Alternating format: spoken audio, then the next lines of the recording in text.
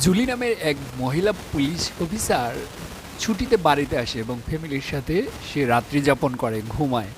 হঠাৎ তার মা শুনতে পাচ্ছে বাহিরে কিচিরমিচির শব্দ, তাই তার মা বাইরে গেল, গিয়ে দেখলো যে গ্রামের যত মহিলা যে সুন্দরী সবাইকে ভূতে ধরে নিয়ে যাচ্ছে, তার সাথে ওই পুলিশ অফিসারের মাকেও ধরে নিয়ে যাচ্ছে।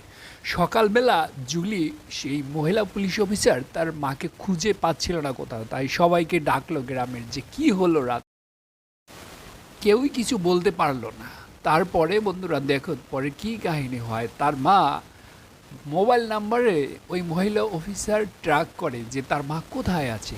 খুঁজে দেখে যে একটা পাথরের গুহার ভিতরে তার মায়ের লোকেশনটা দেখায়।